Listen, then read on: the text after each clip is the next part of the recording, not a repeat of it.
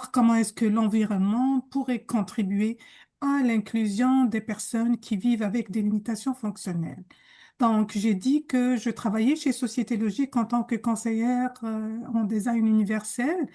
Notre équipe est composée de 14 professionnels spécialisés en architecture, urbanisme, design urbain, mais nous avons aussi une spécialiste en orientation et mobilité. Société Logique est un organisme à but non lucratif qui existe déjà depuis 1981. Il a comme mission d'offrir donc de la consultation en aménagement et la promotion du design universel.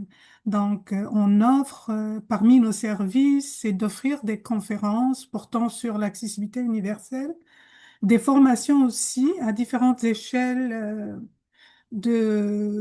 portant sur la conception, des audits aussi pour voir si les bâtiments existants donc sont accessibles ou non. Et bien sûr, on fait des recommandations suite à ça. On offre aussi de l'accompagnement pour les concepteurs pour les aider à réaliser des projets qui soient accessibles à tous. Et entre autres, on contribue dans des partenariats de recherche et on construit aussi et on établit des outils. Alors, pour la présentation d'aujourd'hui, nous allons commencer à voir ensemble la définition de ce qu'on entend par design universel versus accessibilité universelle. Et nous aborderons ensemble aussi les besoins des usagers concernés par le design universel.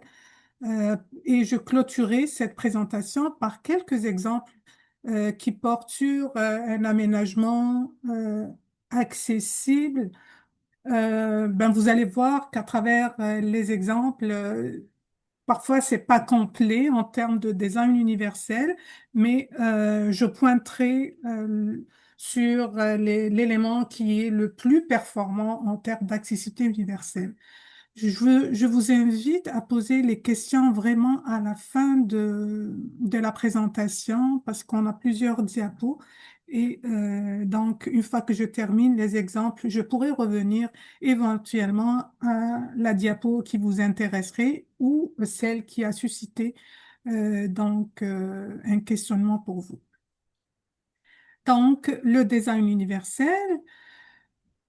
Comme je vous ai dit, on va parler de l'accessibilité universelle. C'est quoi l'accessibilité universelle? Parfois, on confond entre accessibilité et design universel, mais l'accessibilité universelle est définie comme étant le caractère d'un produit, d'un procédé, un service, de l'information ou un environnement qui va être accessible, donc dans un but d'équité et dans une approche vraiment inclusive, permet à toute personne de réaliser des activités de façon autonome et aussi d'obtenir des résultats qui soient équivalents pour toutes les personnes. Pour ce qui est du design universel, au fait, c'est le processus de conception.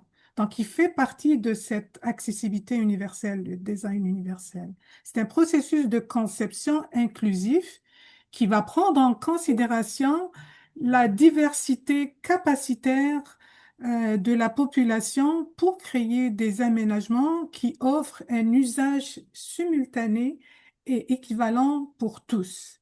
Qu'on ait une limitation fonctionnelle ou non, on va pouvoir profiter pleinement d'un aménagement, donc d'un environnement bâti, qui soit extérieur ou intérieur, qui soit vraiment accessible à tous.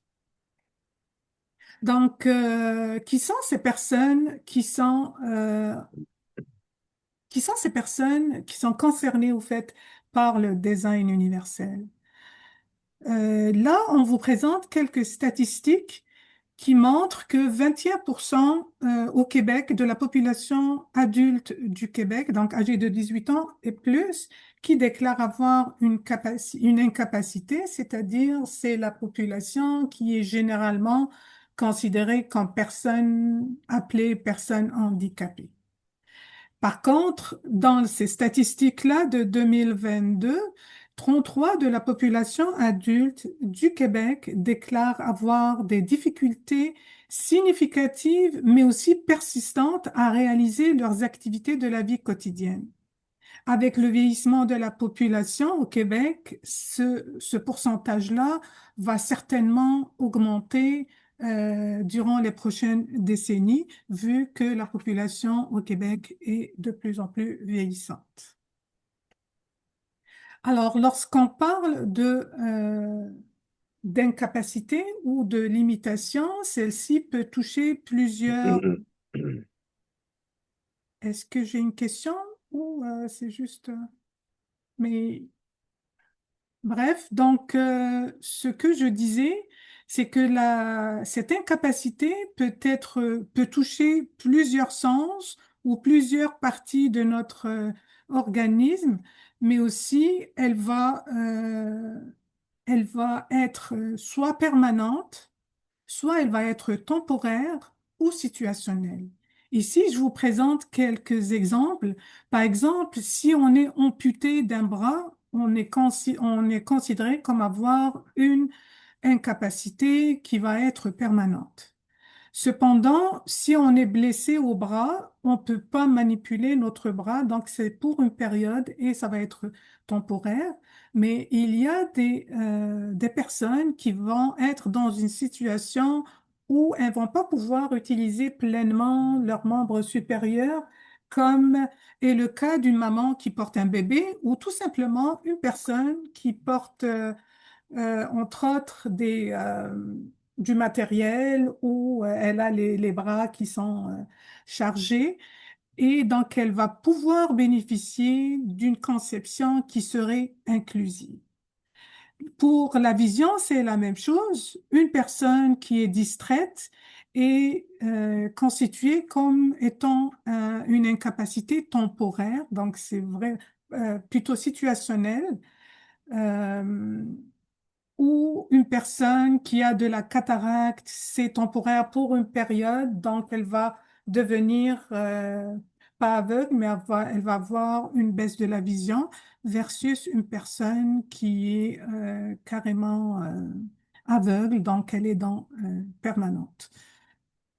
La même chose pour lui, une personne sourde, etc., ou une personne qui porte carrément des écouteurs et elle se retrouve dans une situation d'incapacité auditive, donc elle court le même risque où elle a les mêmes besoins, elle va avoir les mêmes besoins qu'une personne qui serait sourde. Alors ici, ce que je vous présente, c'est un schéma qui est le fruit de travail de recherche. Donc c'est le modèle du développement du processus de production du handicap du Québec. Donc c'est vraiment produit au Québec par le chercheur Fougerolas.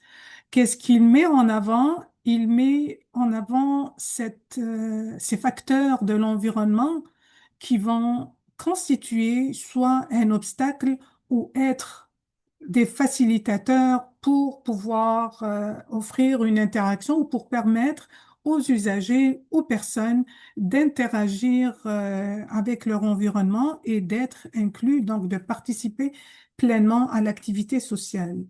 Certes, ces personnes-là, elles vont avoir des causes ou des facteurs personnels en termes d'incapacité ou de déficience.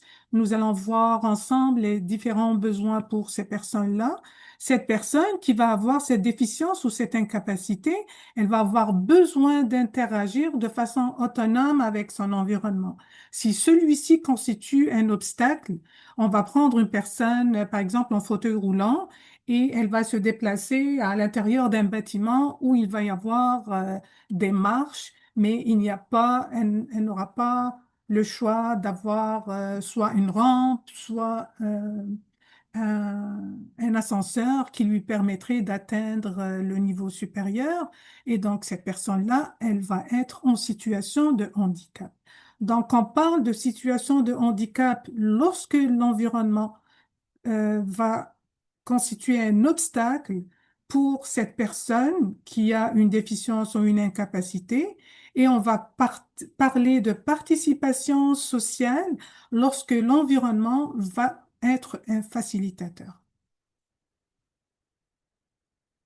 Alors, comment est-ce qu'on peut agir sur l'environnement pour pouvoir offrir cette accessibilité? Il y a trois façons d'agir. Euh, il y a l'adaptation. Donc, en termes d'adaptation, c'est une intervention au cas par cas pour pouvoir permettre à une personne ou à un individu ayant des besoins spécifiques de pouvoir utiliser un environnement. C'est ce qu'on voit généralement dans les bâtiments publics existants qui ont été construits ça fait plusieurs années et durant ces années-là, il n'y avait pas réellement d'exigence par rapport à l'accessibilité universelle. On peut introduire, souvent on intègre des rampes d'accès ou une personne qui va, à un certain moment de la vie, soit avoir un AVC, donc un accident vasculaire cérébral ou un accident de la circulation et euh, elle va vivre avec une incapacité, une déficience. Alors elle va avoir besoin qu'on adapte, par exemple, son logement. Ça, c'est de l'adaptation. En termes d'accessibilité, c'est plutôt une approche qui se fait sur un environnement nouveau, neuf, donc dans des constructions plutôt neuves, où on va permettre à un usage distinct et limité pour la clientèle qui a des limitations fonctionnelles. Et pour l'accessibilité, dans le Code national du bâtiment, et donc on cible beaucoup plus la limitation motrice et plus particulièrement le fauteuil roulant manuel. Mais lorsqu'on parle de design universel, c'est une conception qui va être plus inclusive, qui va permettre un usage similaire, autonome pour tous les citoyens, citoyennes, peu importe leurs limitations fonctionnelles et cognitives. Donc, ça doit englober toutes les limitations, que ce soit une limitation cognitive, une limitation physique et donc sensorielle et motrice, mais ça inclut également la limitation intellectuelle.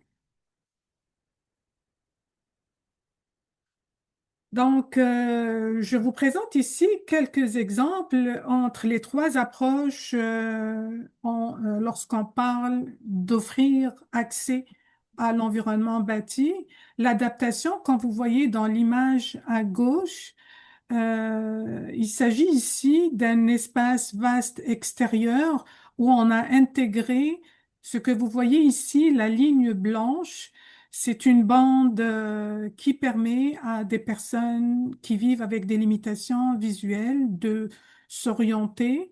Donc on appelle c'est les bandes ou les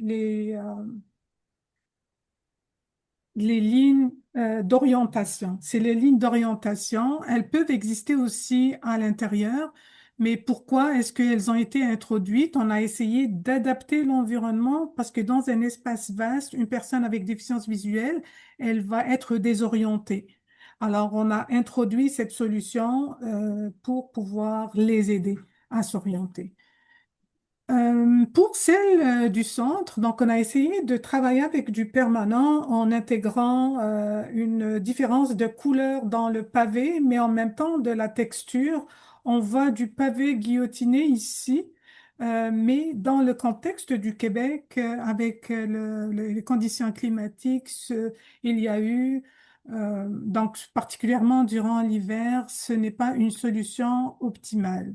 Donc, pour une personne avec déficience auditive, entre autres, plutôt visuelle, ceci n'était pas optimal comme solution. Par contre, dans l'exemple à droite, on voit un parcours piéton qui est rectiligne. Il mène droit à l'entrée de ce bâtiment, il est délimité de part et d'autre de façon claire. Donc on voit la bordure, mais s'il n'y avait pas la bordure à droite, là où je pointe mon curseur, j'espère que vous arrivez à le voir et on a deux poubelles ici. C'est plutôt la végétation qui constitue un élément clé. Il y a un contraste visuel et un contraste tactile qui permet alors à la personne de pouvoir s'orienter, quelle que soit sa limitation, qu'elle soit intellectuelle, cognitive ou même visuelle. Et de l'autre côté, donc on voit qu'il y a un petit muret dans lequel on a intégré des assises qui permettraient, par exemple, à une personne âgée de s'installer quand elle ne peut pas se marcher beaucoup. Un autre exemple, c'est l'entrée d'un bâtiment. Alors, on voit l'adaptation. Je vous ai parlé tout à l'heure d'un exemple d'adaptation, c'est d'intégrer une rampe d'accès pour permettre l'accès à des personnes qui sont en fauteuil roulant ou qui sont à mobilité réduite. Donc, elles ne vont pas pouvoir franchir la dénivellation qui existe entre l'espace public et l'intérieur du bâtiment. Pour l'image du centre ou du milieu, c'est un exemple d'accessibilité qui respecte clairement la réglementation dans le Code du bâtiment du Québec. C'était un nouveau bâtiment, c'est une bibliothèque et là, on a intégré toute une rampe et vous voyez comment c'est lent. Alors, une personne qui a de la difficulté, il y a une dénivellation entre l'entrée et l'espace public. Donc, on voit qu'il y a un escalier, mais pour les personnes qui vont avoir une limitation motrice, elles vont utiliser toute cette rampe qui est lente et ce n'est pas optimal en termes d'accessibilité versus lorsqu'on compare l'image à droite, c'est un parcours qui mène directement à l'entrée qui est de plein pied et c'est la même entrée, le même parcours pour tout le monde. Il n'y a pas de ségrégation, donc c'est pour ça qu'on parle d'équité et la personne va pouvoir fournir le moindre effort possible pour pouvoir entrer à l'intérieur ou accéder au bâtiment. D'autres exemples pour l'intérieur, donc ici sous l'escalier à gauche, on voit qu'on a introduit des bacs à fleurs pour limiter l'accès sous l'escalier parce que la personne qui va passer ici, si une personne est distraite, une personne qui a des troubles cognitifs, une personne avec déficience visuelle, ne va pas détecter la partie inférieure de l'escalier et donc ça va être non sécuritaire. Et la raison pour laquelle on a installé ici des bacs à fleurs pour régler ce problème de sécurité. Donc, c'est de l'adaptation. Versus l'image du centre ou du milieu, on a un petit garde-corps qui a été installé sous l'escalier jusqu'à la hauteur qui permet à une personne de passer sans qu'il y ait d'obstacle, sans que ça constitue un obstacle pour elle. Et ça, c'est vraiment selon le code du bâtiment, donc c'est accessible selon la réglementation. Cependant, lorsqu'on parle d'accessibilité universelle, vous voyez que dans l'image à droite, tout simplement, ça fait partie, l'aménagement sous l'escalier fait partie intégrante du concept architectural et donc ça permet à tout le monde de comprendre qu'on peut s'asseoir sous cet escalier et qu'on ne peut pas passer. Donc, on n'a pas besoin d'aller intégrer un élément pour informer les gens que c'est pas sécuritaire de passer sous l'escalier.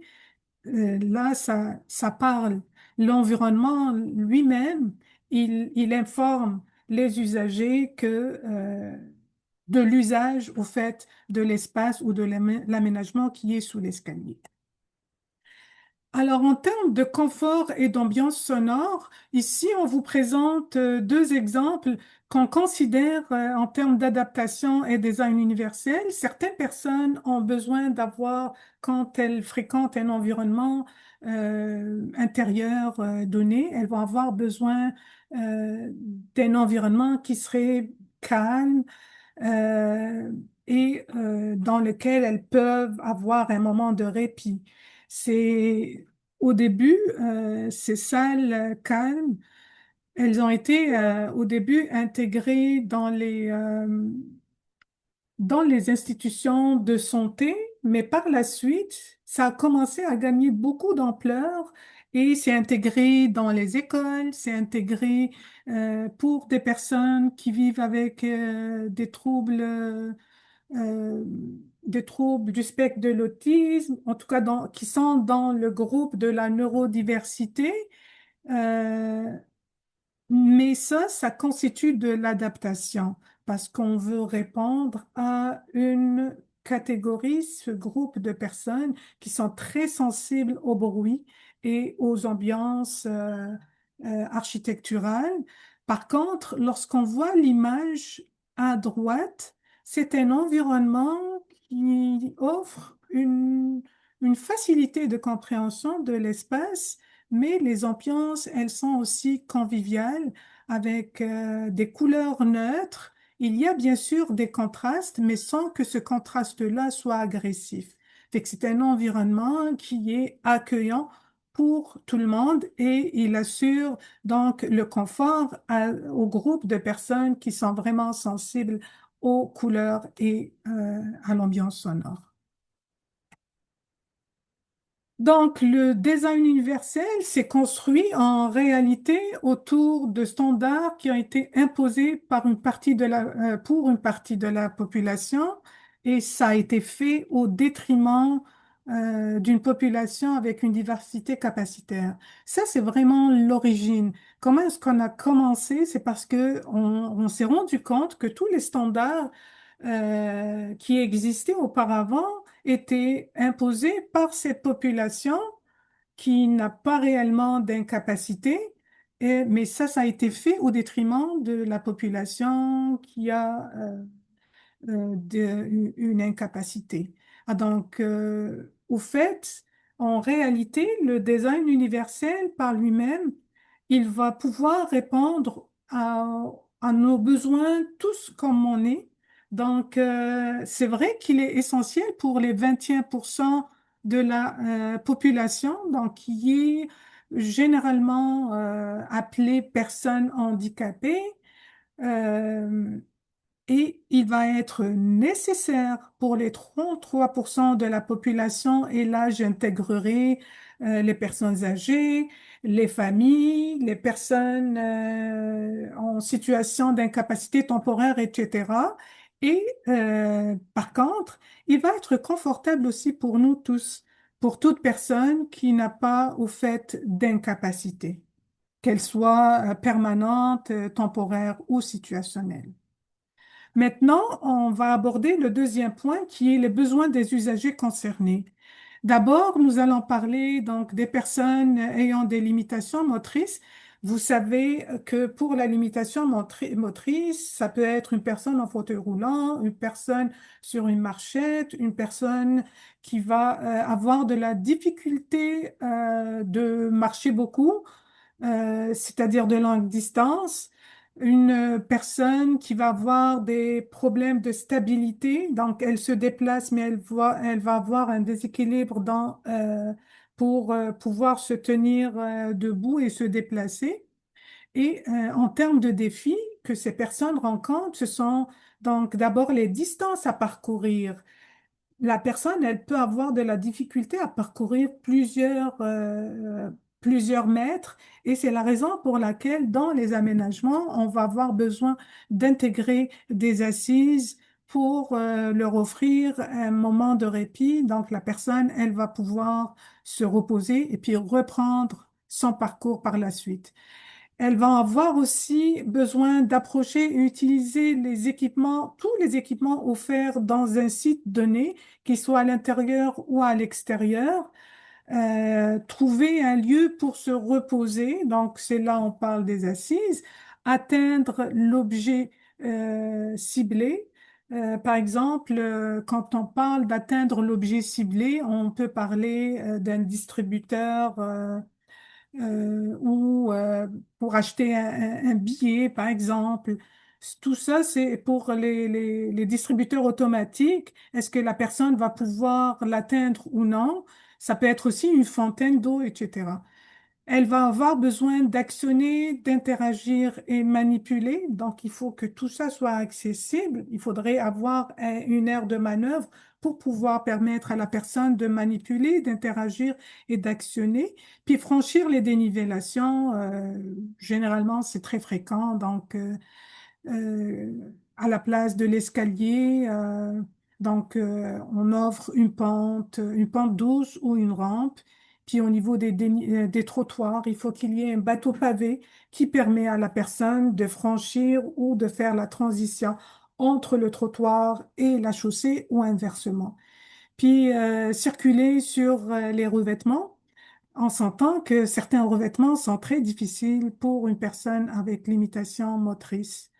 Alors, il faut offrir plutôt un revêtement qui soit stable et ferme pour que cette personne puisse se déplacer facilement.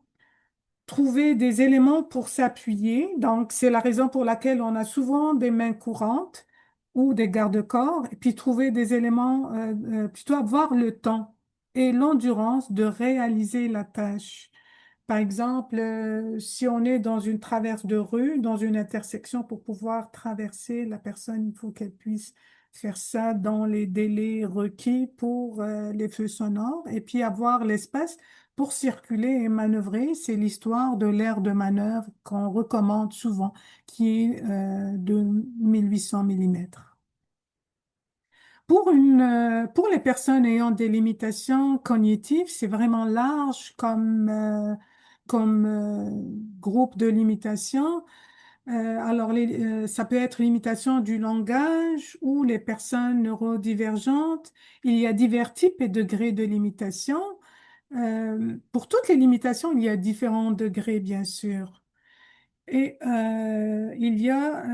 ces personnes-là, elles vont avoir besoin de se déplacer de façon autonome, mais pour le faire, généralement, elles apprennent leur itinéraire.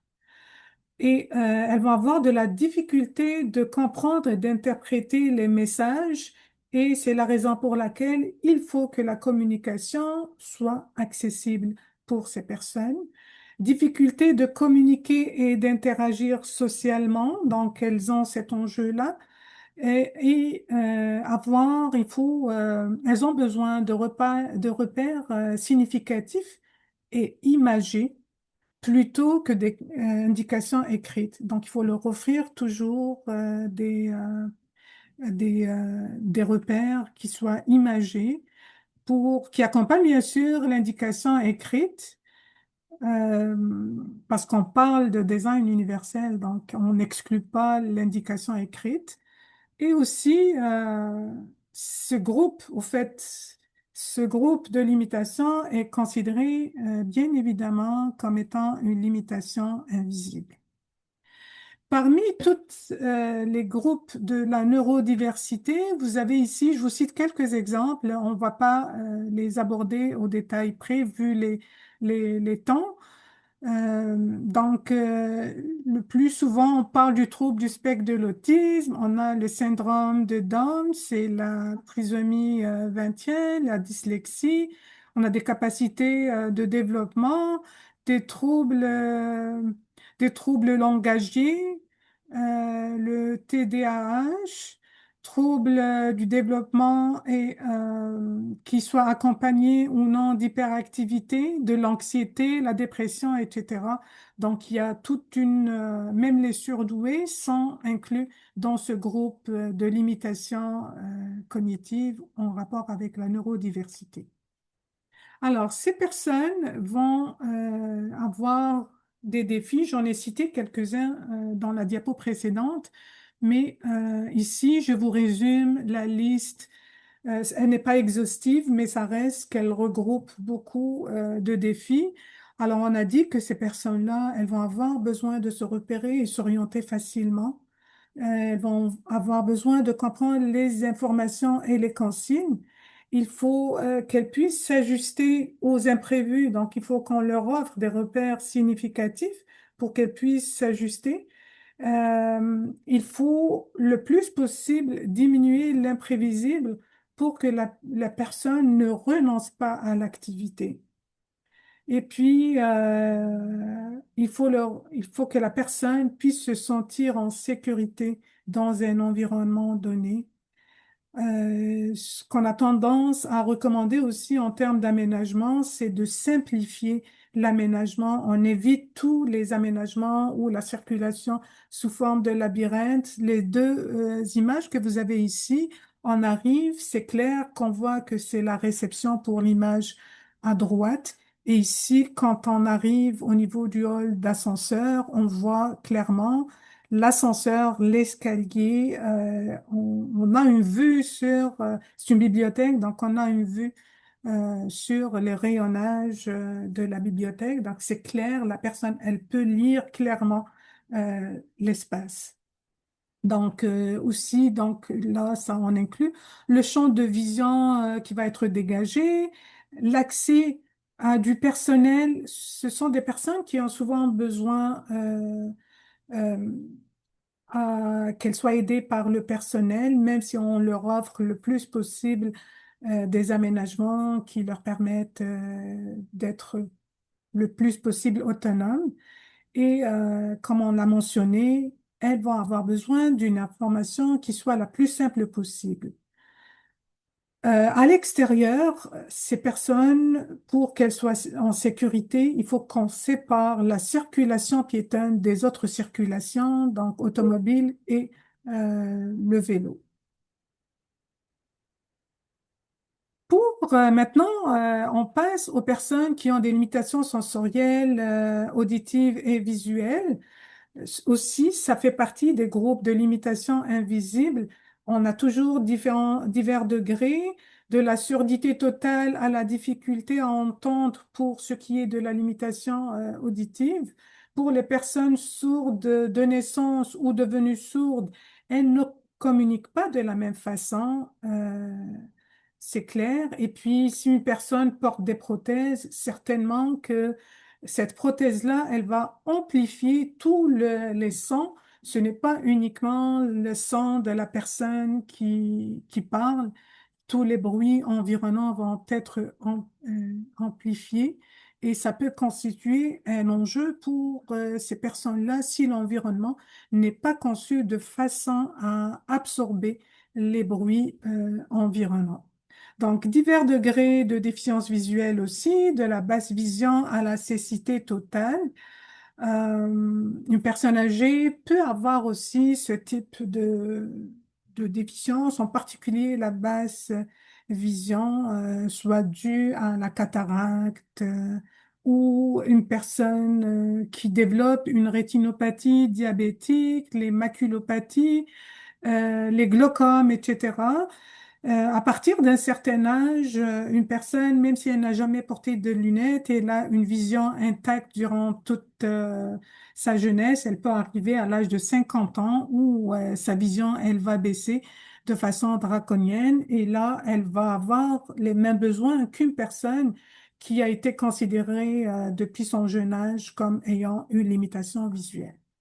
Donc, ces personnes, elles vont avoir besoin de se déplacer de façon autonome et pour qu'elles puissent se déplacer de façon autonome, nous, on offre des aménagements qui les aideraient à se déplacer de façon autonome. Cependant, derrière tout ça, il faut qu'il y ait une formation ou un entraînement qui se fait par un spécialiste en orientation et mobilité.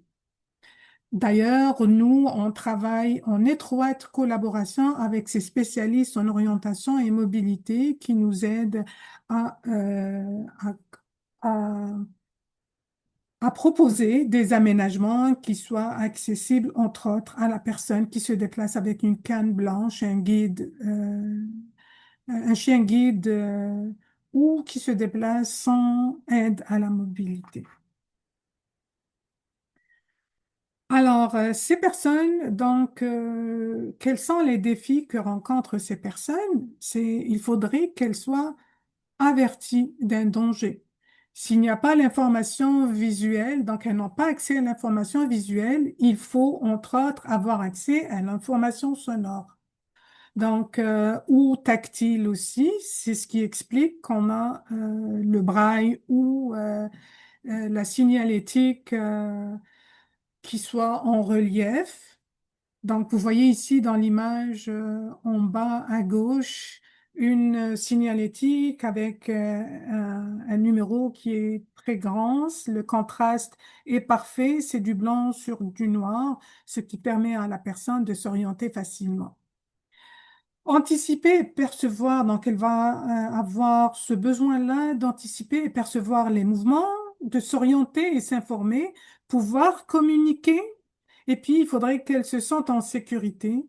On va avoir besoin de maintenir ou récupérer la ligne de déplacement, et là, c'est beaucoup le travail des professionnels de l'aménagement avec des textures au niveau du sol ou du mobilier qui soit aligné, etc., qui permettrait donc à la personne de maintenir une ligne, ce qu'on appelle une ligne de guidance ou une ligne de déplacement. Alors, distinguer ou percevoir son environnement, ça aussi c'est important. Sachez que pour une personne qui va avoir une limitation auditive, elle va beaucoup compenser avec la vision. Donc, l'espace, il faudrait qu'il soit aménagé de façon pas complexe. Et il faut que la personne puisse se repérer facilement et par contre, pour une personne qui a une déficience visuelle, il faudrait qu'elle puisse se repérer. En fait, c'est l'audition qui va compenser la baisse de la vision. Et cette personne, pour se repérer, elle va s'aider avec les bruits ambiants, que ce soit à l'extérieur ou à l'intérieur. Donc, elle va avoir aussi besoin de détecter les obstacles et c'est la raison pour laquelle aussi on va travailler sur le contraste visuel et de texture. Je vous donnerai des exemples, bien sûr, vers la fin. Comme on avait parlé tout à l'heure, on avait dit des personnes qui vont avoir des défis ou qui vont faire face à des défis qui soient semblables à des personnes qu'on considère de façon générale, les 21% qu'on considère comme étant la population handicapée au niveau à travers le monde, au fait, mais nous, on est dans le contexte québécois. Donc, les personnes aînées, il y a bien sûr une grande diversité. La limitation fonctionnelle en général augmente avec les années. Il y a un déclin de la force musculaire et plus particulièrement au niveau de l'équilibre, mais aussi parfois au niveau de l'ouïe, de la vision ou de même euh, de l'intellect et le volet donc cognitif qui qui vient jouer son rôle pour limiter les activités de ces personnes-là. C'est la raison pour laquelle on parle de besoins qui vont être semblables que le reste, les autres groupes des personnes que j'ai abordées dans les diapos précédentes. Cette personne-là aussi, elle va avoir le besoin de se sentir en sécurité. Il faudrait qu'elle puisse choisir son itinéraire pour ne pas faire de longs déplacements.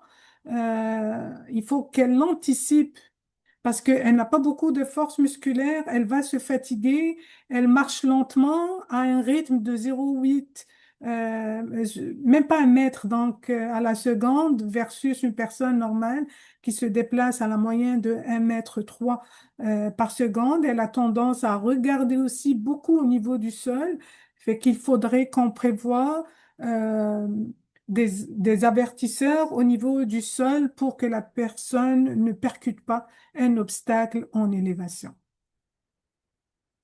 Les familles vont aussi avoir besoin, des besoins semblables, donc elles vont avoir on va avoir besoin d'une attention sonore, visuelle et auditive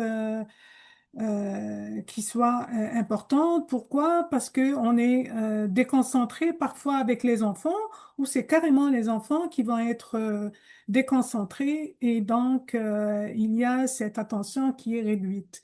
Une crainte des espaces avec peu de visibilité. Généralement, les parents, quand ils accompagnent les enfants, ils aiment ça avoir une vue directe sur les enfants s'ils les accompagnent dans un parc ou s'ils sont à l'intérieur dans une bibliothèque, par exemple. Ils aimeraient ça s'installer et voir leur enfant effectuer l'activité de lecture ou autre. Euh, mais on a besoin là d'avoir plus de visibilité. Une crainte des espaces qui sont ouverts et non circonscrits ou non protégés, parce qu'on a, ça c'est aussi un besoin qui est important pour les familles. Des capacités variables à franchir de longues distances ou une dénivellation, c'est clair si on porte un bébé ou si on se déplace avec une poussette, on va avoir presque les mêmes besoins qu'une personne qui vit avec une limitation motrice. On inclut aussi dans le design universel ou l'accessibilité universelle des personnes qui sont issues de la diversité sexuelle et du genre. Pourquoi ces personnes vont avoir besoin de se sentir en sécurité dans leurs déplacements, dans les déplacements extérieurs. Un sentiment aussi, elles vivent souvent un sentiment d'insécurité lorsque l'éclairage est faible et n'est pas suffisant, et aussi une crainte des espaces avec peu de visibilité. Ces personnes-là aussi, elles font face à ce défi, une crainte des espaces qui sont ouverts, non circonscrits et non protégés. Et puis, il y a aussi le, le volet ou l'aspect de se sentir exclu ou manque, plutôt manque d'appartenance. C'est ce qui explique l'existence ou l'aménagement, entre autres, des toilettes non genrées. Donc, la personne, elle va pas se sentir exclue, par exemple, des toilettes des femmes ou des toilettes hommes. Ça, c'est l'une des solutions d'aménagement qu'on apporte en plus des autres aspects qui sont communs, ou des défis qui sont communs aux autres limitations qui sont semblables aux limitations, aux personnes qui vivent avec des limitations. Ce ne sont pas des personnes qui vivent avec des limitations, mais elles ont des besoins qui sont semblables sur un certain niveau. Le dernier groupe de personnes qui auraient des besoins semblables, aussi, c'est les personnes qui sont de petite taille. Donc, les personnes de la diversité corporelle, qu'elles soient de petite taille ou de grande taille. Donc, généralement, les personnes de surpoids, particulièrement au niveau des assises. Si une assise n'est pas très large, ça peut constituer un inconfort ou carrément la personne ne peut pas utiliser cet espace. Donc, on considère que là, je vous ai fait tout un j'ai présenté l'ensemble des besoins. Je sais que je peux développer davantage, mais je préfère m'arrêter à ça. Cependant, maintenant, vous allez voir des exemples concrets de conception universelle qui répondraient aux exigences ou aux besoins de toutes ces personnes et qui seraient confortables aussi pour nous. Ici, vous avez un exemple d'une entrée d'un bâtiment, un parcours qui mène directement de l'espace public, donc l'espace extérieur, vers le bâtiment. On a un bâtiment qui est vitré, qui se démarque par rapport au reste du bâtiment, un parcours avec un revêtement qui est ferme. Le parcours piéton est bien délimité de part et d'autre, et on voit qu'on a des assises qui sont en dehors du parcours piéton.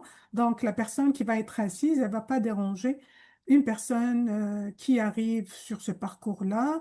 Une texture avec des copeaux de bois de part et d'autre, mais vous voyez que même les assises, elles sont déposées sur une base ferme. Ici, c'est du béton. Ça peut être un autre revêtement, mais ici, c'est du béton. Et puis, l'accès même vers cette assise est accessible. Je vous donnerai un autre exemple où, pour le mobilier, et je pointerai du doigt un aspect qu'on ne voit pas dans cette image-là.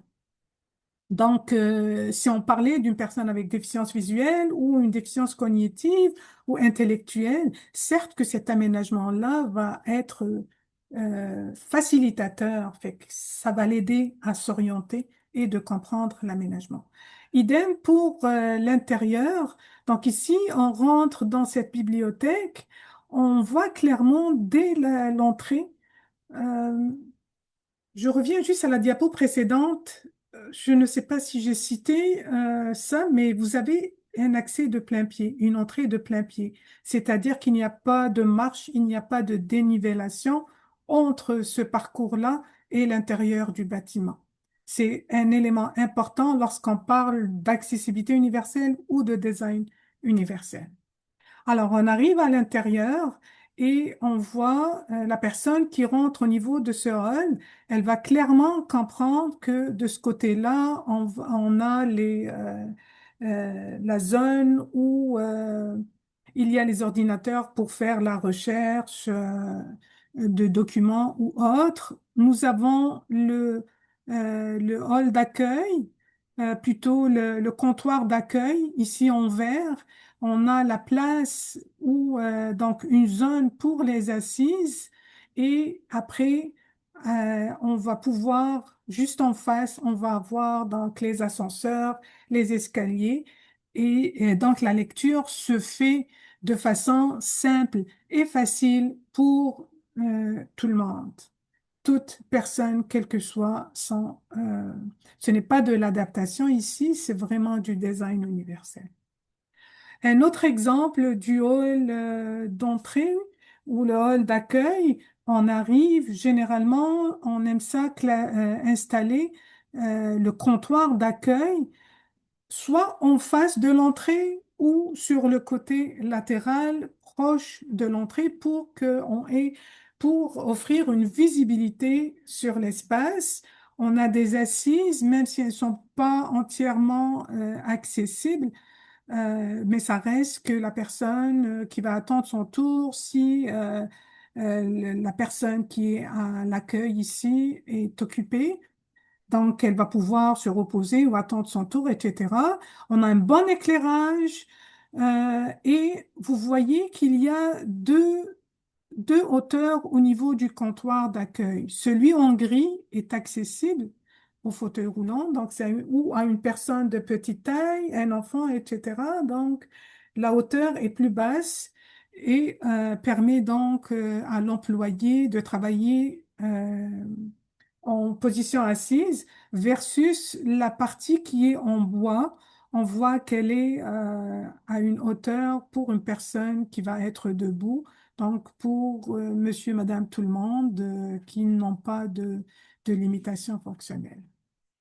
L'image à droite, ce que je veux pointer ici du doigt, c'est quand on arrive dans un hall, il est important, à part le fait de voir quand on est dans des bâtiments publics, d'avoir accès au comptoir d'accueil, les assises, voir où est situé l'ascenseur, les escaliers, dès qu'on rentre dans le hall, mais aussi on va avoir besoin d'accéder à l'information. Donc, tout ce qui est signalétique, alors ça doit inclure aussi bien toutes les activités au niveau de ce bâtiment, à quel étage, dans quelle suite, etc. Donc, ce sont toutes des recommandations en termes de signalisation signalétique qui doivent figurer aussi bien à l'extérieur qu'à l'intérieur. Ben, c'est pas les mêmes informations qu'on va avoir à l'extérieur versus l'intérieur. Mais au moins à l'extérieur, on va voir l'adresse postale dès qu'on arrive sur le site. Et ce qu'on recommande de façon générale, c'est que le panneau de signalisation, il faut que son centre soit situé à environ 1500 millimètres par rapport au sol et il faut qu'il soit aussi détectable. Certes, il faut que l'information soit accessible aussi à une personne avec déficience visuelle, donc soit être en relief, soit accompagné du braille, etc., sachant que c'est pas toutes les personnes qui vivent avec des limitations visuelles qui vont pouvoir lire le braille. Comme vous voyez dans l'image en haut à droite, là, on accompagne avec, on avait dit, il faut pas qu'il y ait juste du texte, mais il faudrait mettre aussi donc des figures là qu'on va intégrer au niveau de la signalétique. C'est la même chose pour le panneau en bas à gauche. Et il y a un véritable contraste dans ces deux images, en haut à droite et à gauche en bas, du blanc sur du gris foncé. Donc le contraste visuel est très bon. Ici, c'est comme une couleur quand même qui est assez foncée, un rouge assez foncé brun qui va vers le brun sur un fond clair. Donc c'est très lisible. Aussi, il faut éviter que le texte soit en majuscule. Il faudrait que ce soit juste la première lettre pour faciliter la lecture à une personne qui vit avec une limitation cognitive, auditive, pas auditive, mais plutôt intellectuelle, versus si on a dans l'exemple ou le contre-exemple, je dirais le contre-exemple de cette image en bas à droite, vous voyez que toutes les lettres sont en majuscule et en même temps elles sont en verticale. Et le troisième défaut, c'est que elles sont placées au niveau de l'angle. Donc, elles sont coupées. Les lettres sont coupées en deux. Et ça génère de la difficulté à une personne avec une déficience cognitive ou intellectuelle. Même pour nous, c'est difficile de pouvoir lire ça. Donc, c'est un exemple à ne pas reproduire. Parmi nos recommandations, c'est d'éviter ce type de signalisation. Un autre exemple de design universel, il s'agit d'une bibliothèque. Donc, vous voyez, je parlais tout à l'heure des besoins d'avoir des repères importants, des repères qui accrochent l'attention des personnes pour qu'elles puissent s'orienter plus ou moins de façon autonome et de se retrouver au niveau de l'espace.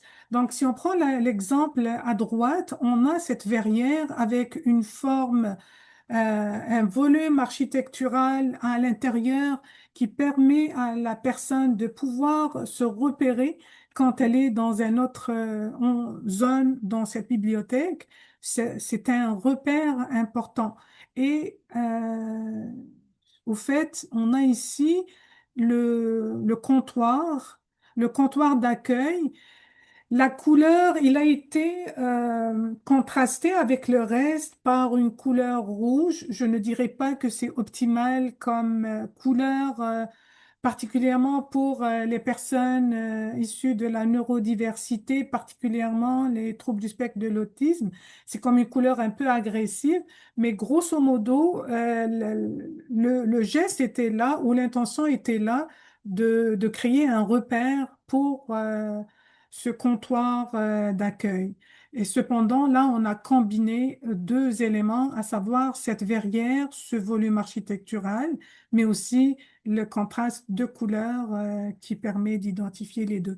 Là, aussi, pour la déficience visuelle, le tapis versus le revêtement en rouge qui sont différents. Donc, une personne avec déficience visuelle va pouvoir percevoir de façon tactile cette différence de texture et se repérer. Pour l'image à gauche, on montre aussi la volumétrie, donc au niveau du plafond, qui constitue un élément d'appel, un repère. Et pour ce qui est ce poste-là en rouge, va aussi permettre à la personne de s'orienter. C'est un geste qui est très simple, mais qui fait partie intégrante de ce mobilier et ça peut constituer un élément de repère pour une personne vivant avec une incapacité soit cognitive ou même intellectuelle. Ça permet, c'est vraiment un élément, c'est un bon repère. Dans cette diapo, ce que j'aimerais souligner, c'est que quand on veut viser un groupe de personnes données, particulièrement ici, on parle des familles, mais ça peut être aussi les personnes aînées, Lorsqu'on organise ou on aménage des espaces pour des activités données, donc pour des fonctions, c'est que on recommande que ça soit fait le plus possible près du hall d'entrée. Pourquoi? Ça permet de débloquer la circulation. Ici, on voit que, il y a beaucoup de poussettes qui sont regroupées au niveau d'un hall d'ascenseur. Il y a un seul ascenseur et c'est pas performant en termes d'aménagement.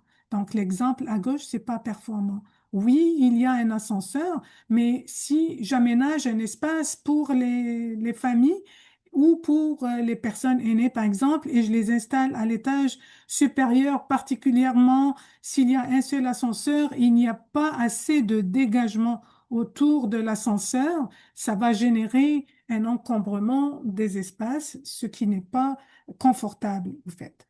La même chose pour l'exemple, par contre, pour l'exemple ici à, à droite, voyez comment lorsqu'on rentre, on voit directement, on a directement accès au hall, plutôt au comptoir d'accueil et d'information. On a la signalétique ici, le point d'interrogation qui permet de comprendre qu'on peut poser les questions ici. Parfois, on met un i, ça dépend, ou carrément, on met une grande signalétique pour démarquer le hall, vu qu'il est juste situé en face de l'entrée, fait que c'est accessible et on a aussi de hauteur, le comptoir est accessible. Un autre élément que j'aimerais souligner ici, c'est que c'est les finis. C'est des finis qui sont vraiment neutres. On voit des couleurs qui sont, on a du bois, on a du matériau du bois pour apporter de la chaleur à l'ambiance intérieure, mais aussi ce sont des couleurs neutres qui vont convenir à des personnes issues de la neurodiversité. Même si on va jouer sur les contrastes, mais la couleur, si on comparait au rouge de tout à l'heure, ça ne veut pas dire qu'on va bannir le rouge dans les aménagements, mais il faut l'intégrer de façon vraiment subtile, au niveau des aménagements. Ici aussi, lorsqu'on parle de sécurité, donc ceci est un design inclusif. Et on parle du design universel. On voit que les architectes ou les concepteurs ont travaillé avec des éléments de structure qu'on voit dans l'image à gauche.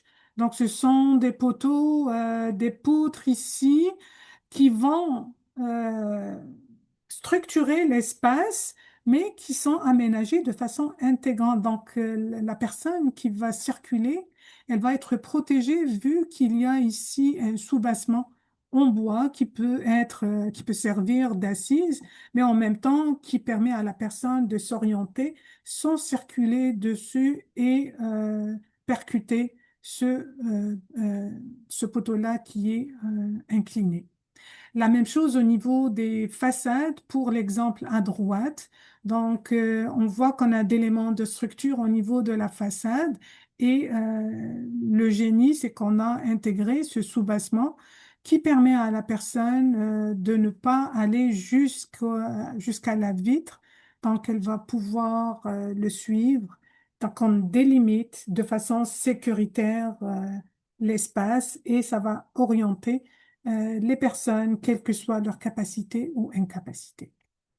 D'autres exemples, tout à l'heure, je vous ai présenté celui du milieu. Donc, sous l'escalier, on peut aménager de cette façon. Donc, automatiquement, on a des garde-corps. Cet escalier au-dessous est protégé automatiquement vu qu'il dessert le sous-sol.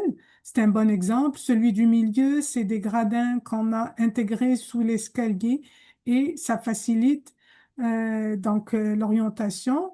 Un autre exemple, ici, dès le hall d'entrée, on a aménagé des assises au-dessous, la texture sous l'escalier est différente, donc ça apporte aussi une ambiance conviviale, mais ça protège, on a aussi un garde-corps. Euh, Ce sont des environnements aussi qui sont chaleureux pour dans ces deux diapos qui délimitent le parcours ou le corridor dans les deux images qu'on a, donc l'espace de circulation et l'espace où on a du mobilier pour s'asseoir, où on va s'installer pour se reposer ou pour socialiser. Les finis aussi, ils sont vraiment on a des couleurs, on a commencé, on a utilisé beaucoup une palette de couleurs neutres à laquelle on a intégré quelques couleurs, quelques contrastes sans que ça soit vraiment agressif. Et je mets l'accent ici pour des personnes issues de la neurodiversité ou qui vivent avec donc des limitations, plutôt des troubles du spectre de l'autisme, entre autres. Alors on voit le bois. Et vous voyez dans l'image à droite une personne avec des limitations, plutôt avec limitations visuelles, et qui se déplace avec la canne blanche. Elle va pouvoir s'orienter en longeant ces murs ou en longeant si on a du mobilier ou sinon s'il y a une différence de texture. Mais la différence de texture, il faut qu'elle, au niveau du sol, qui va être vraiment prononcée. On avait dit tout à l'heure que pour la déficience visuelle, il y a différents degrés, différents niveaux d'incapacité. Certaines personnes peuvent voir le contraste, l'éclairage. Elle ne voit pas les détails, mais elle peut distinguer. Donc, l'éclairage, on voit qu'au niveau du corridor, il est différent que celui de la zone aménagée pour socialiser.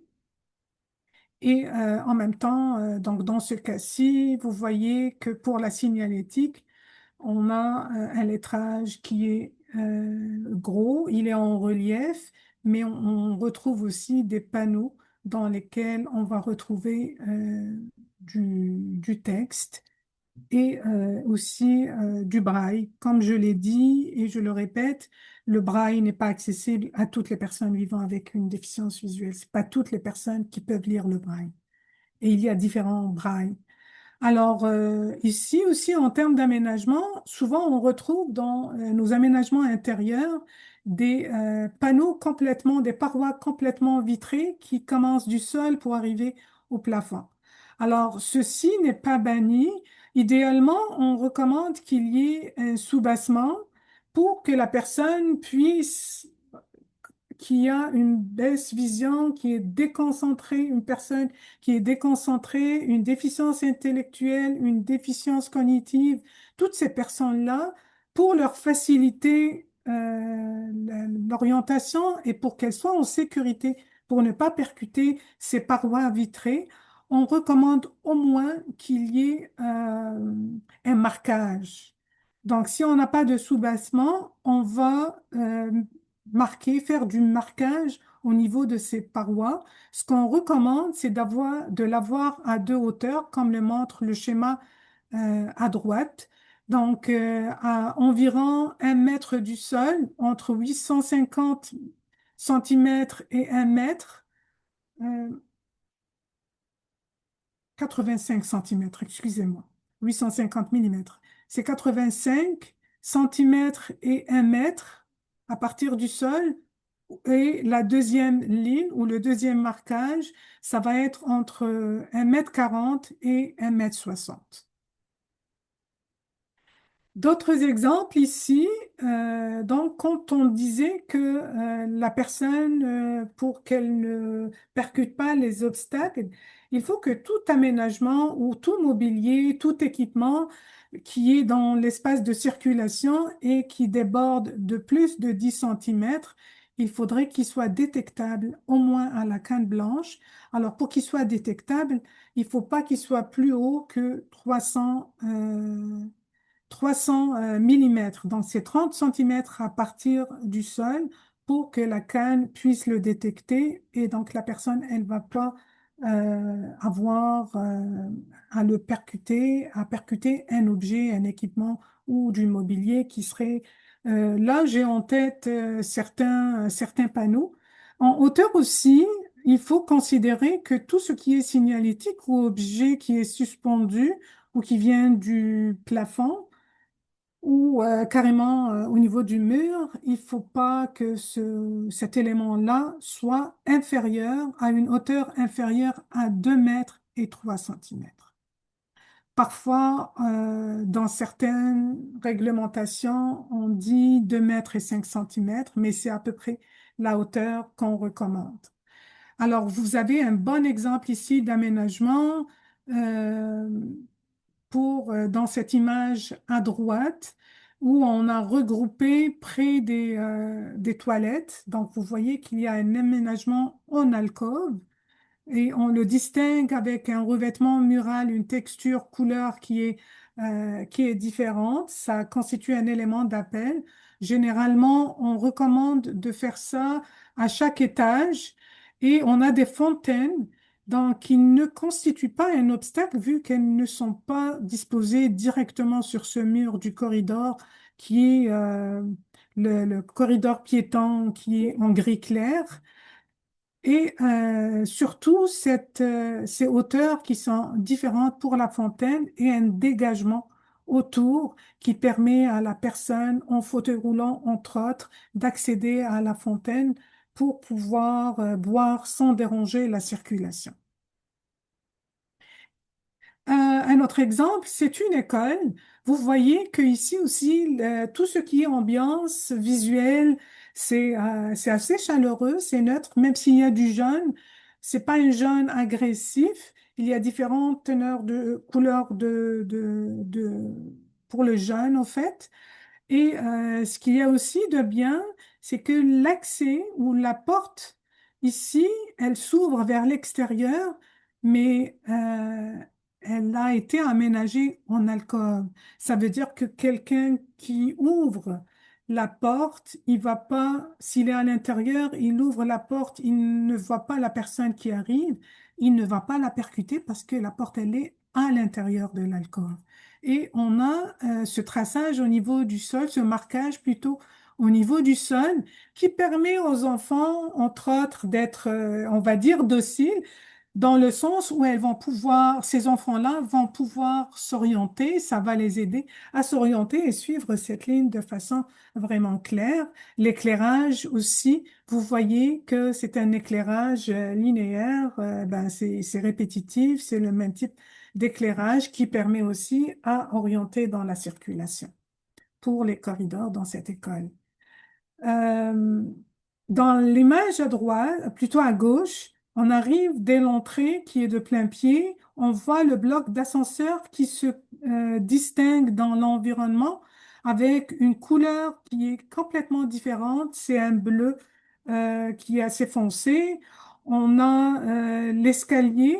Donc ici, on offre la possibilité aux usagers, aux personnes qui arrivent, si elles vont avoir envie et la capacité aussi d'utiliser l'escalier, elles vont retrouver l'escalier facilement. Donc, elle arrive, elle voit l'escalier.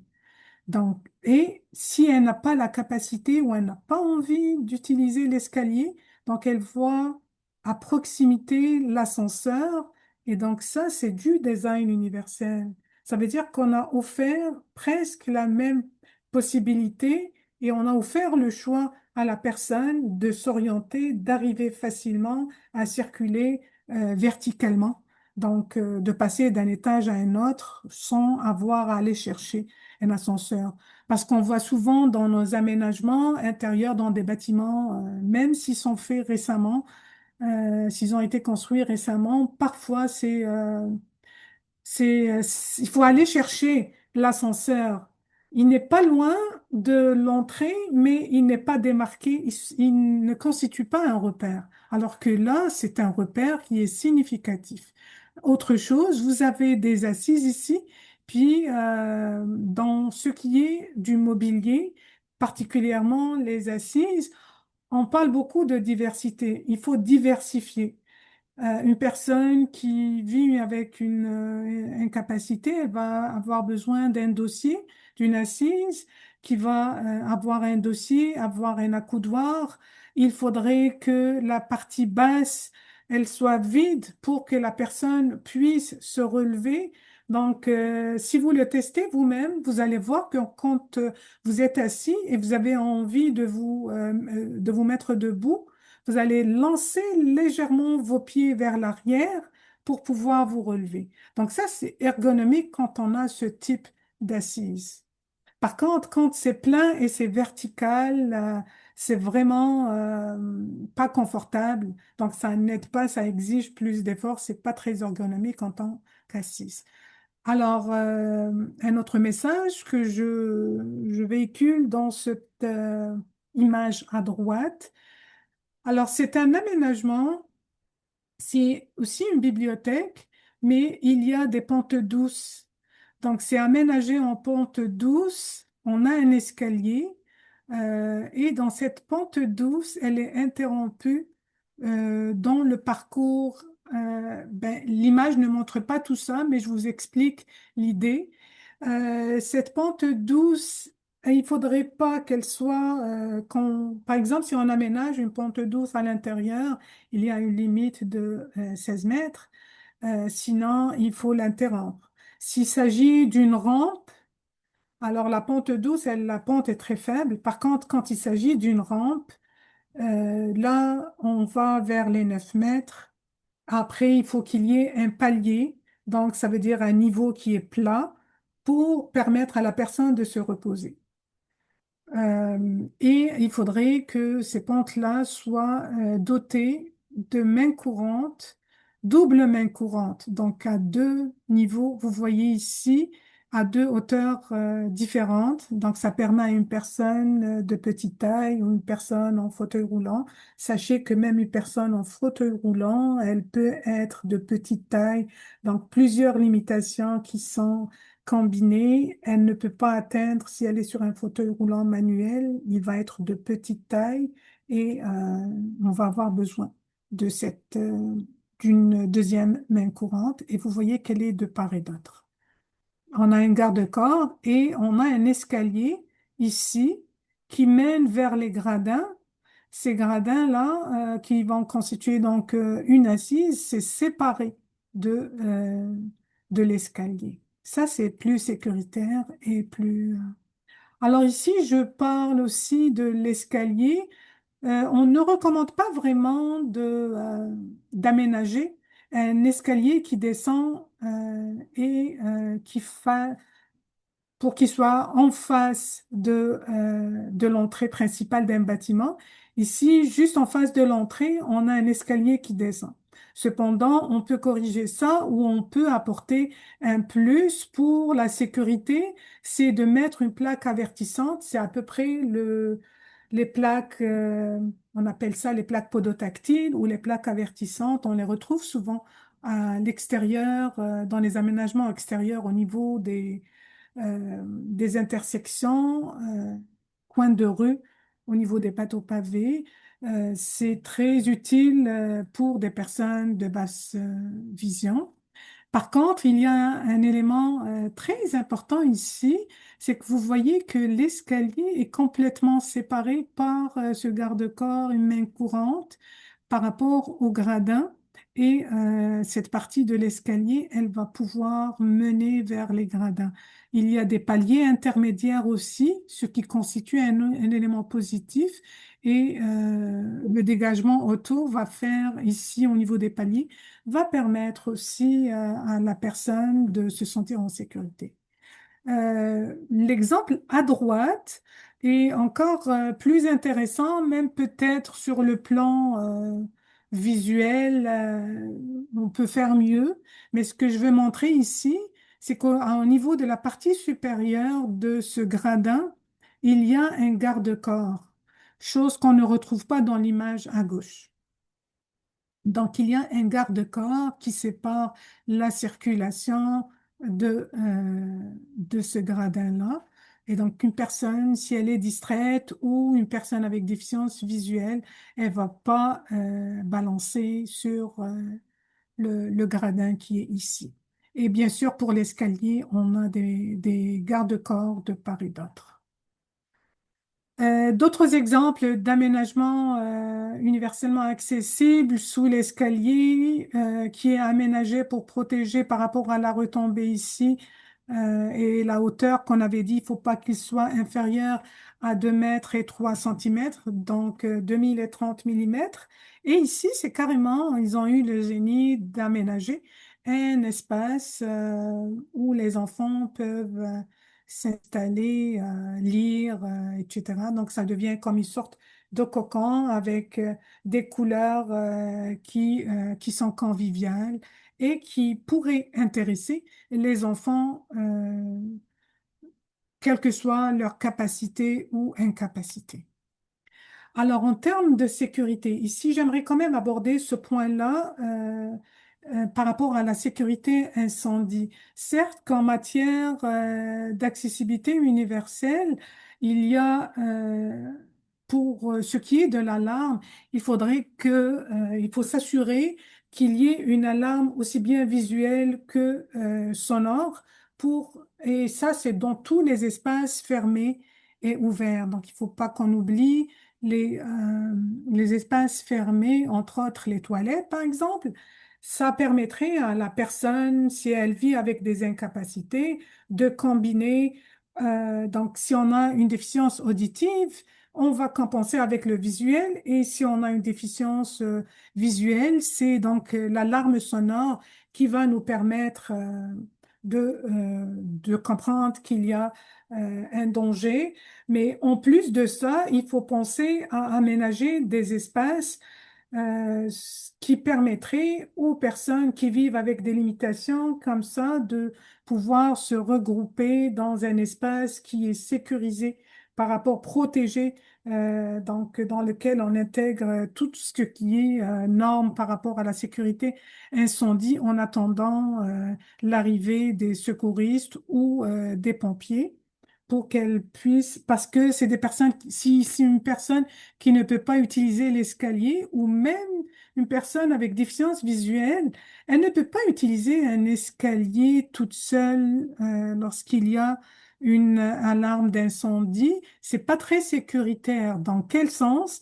Dans le sens où généralement, quand il y a une alarme incendie, les gens se précipitent vers l'escalier, ils font ça vite et elles peuvent bousculer une personne avec déficience visuelle et elle va donc tomber, elle va avoir des accidents, etc. Et c'est la raison pour laquelle on recommande aussi en termes de design universel d'avoir un espace qui va être protégé et qui est accessible près des ascenseurs qui sont accessibles aux pompiers. En termes de logement, donc dans les images à droite, en termes de logement, on recommande d'aménager au moins les logements au rez-de-chaussée de façon à avoir un accès de plein pied pour permettre à la personne de pouvoir sortir en toute sécurité. Ou sinon, quand on est aux étages aussi, c'est c'est de permettre l'accès vers le balcon avec une sorte de plan incliné, un seuil qui va être biseauté à un maximum de 13 millimètres. C'est de l'ordre du détail que je vous donne, mais ça reste qu'il faut donner accès au balcon pour que la personne va attendre le secours au niveau des balcons. Les derniers exemples, ça fait partie des derniers exemples que je vous présente. Ici, à droite, on voit bien, enfin, l'image qui est en bleu et gris. Donc, on voit qu'on a une ambiance visuelle qui permet de comprendre facilement l'espace. On a une signalétique qui a une grande taille.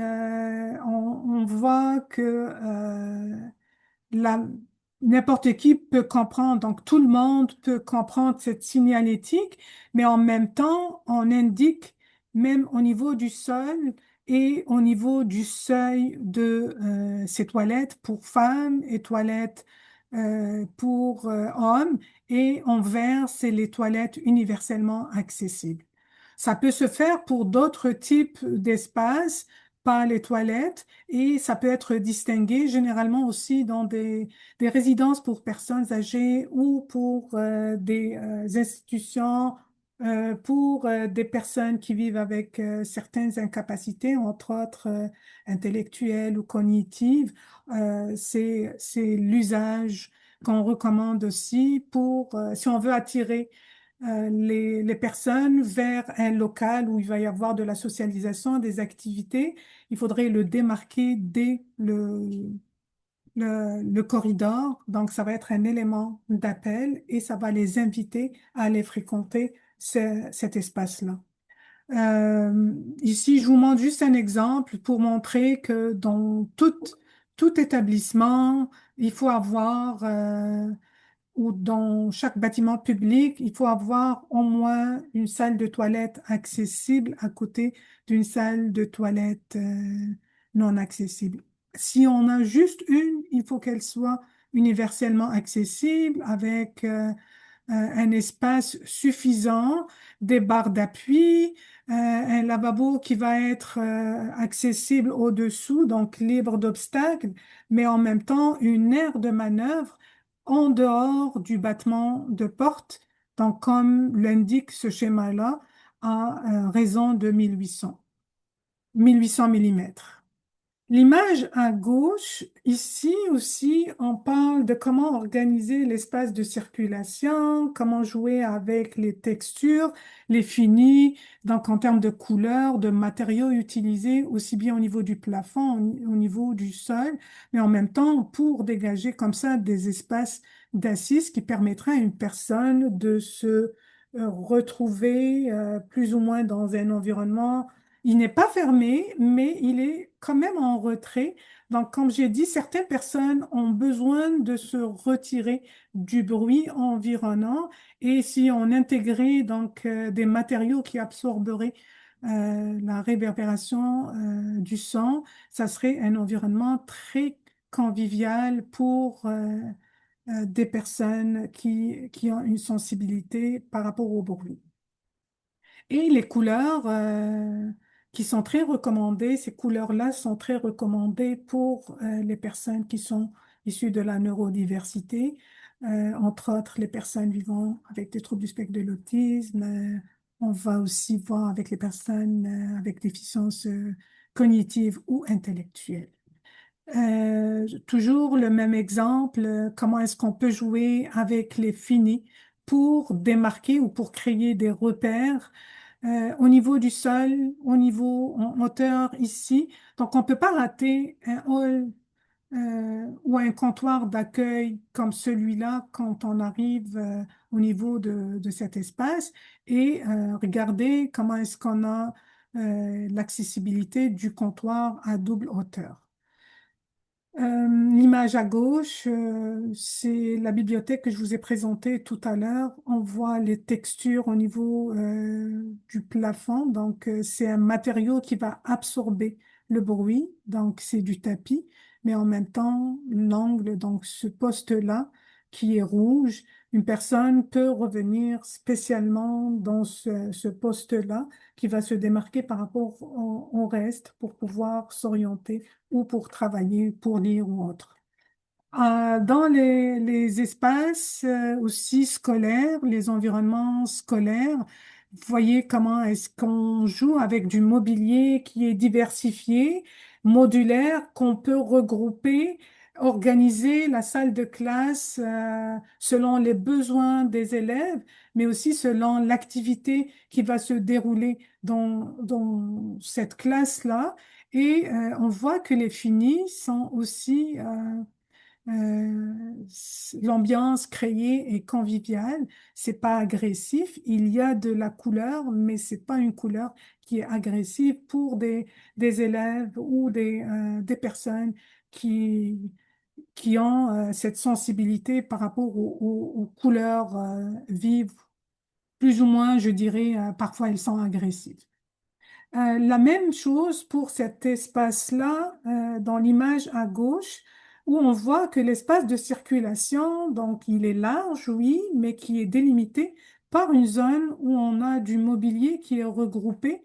Donc, l'espace est clairement défini. Et autre chose, c'est qu'on a une diversité du mobilier avec des assises qui sont diverses, des tables, des poufs, etc. Donc, ça va répondre aux besoins de chacun pour pouvoir s'installer. Et c'est ça le design universel. Ce n'est pas de l'adaptation qu'on a l'habitude de voir, où on est obligé d'intégrer des éléments. Et qu'en termes d'innovation, on peut vraiment innover lorsqu'on parle de design universel, mais il faut bien sûr allier tout ce qui est esthétique, confort, ergonomie, mais aussi l'accessibilité. Il faudrait qu'on puisse faire ça de façon très simple et claire. Je vous donne aussi un exemple ici. Au fait, pour ces diapos, je montre un environnement de théâtre où vous voyez qu'il y a entre chaque deux rangées, vous avez une assise qui est large et elle est vraiment située au bord. On a de l'éclairage lorsqu'on passe les différents niveaux.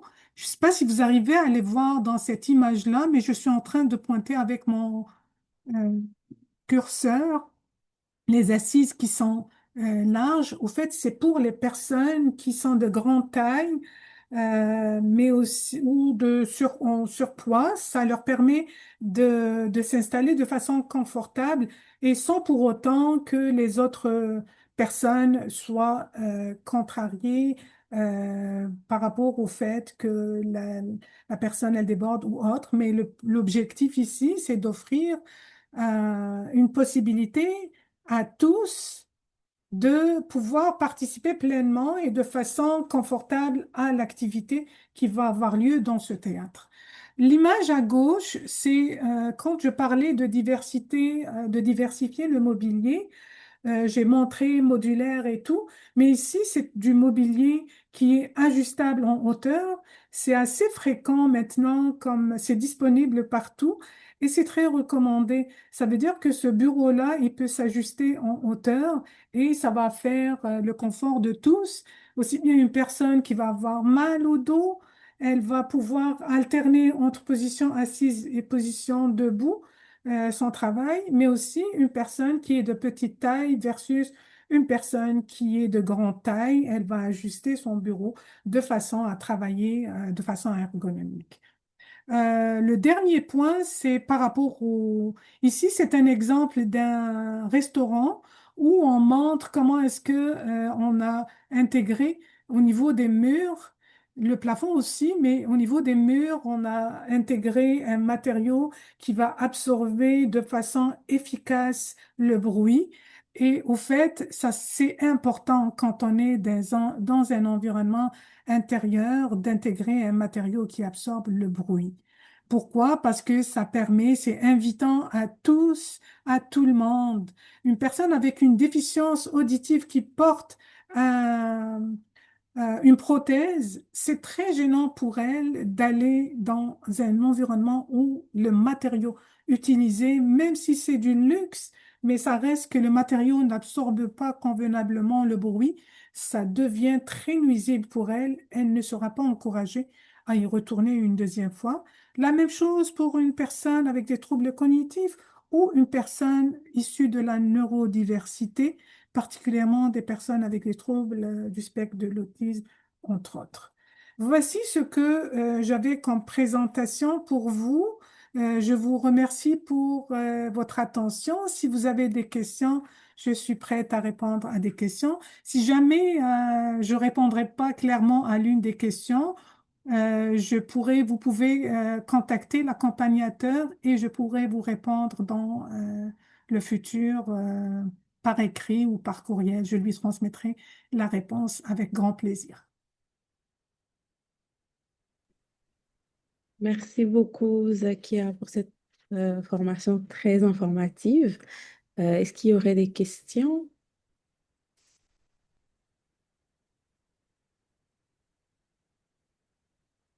Non? Ok.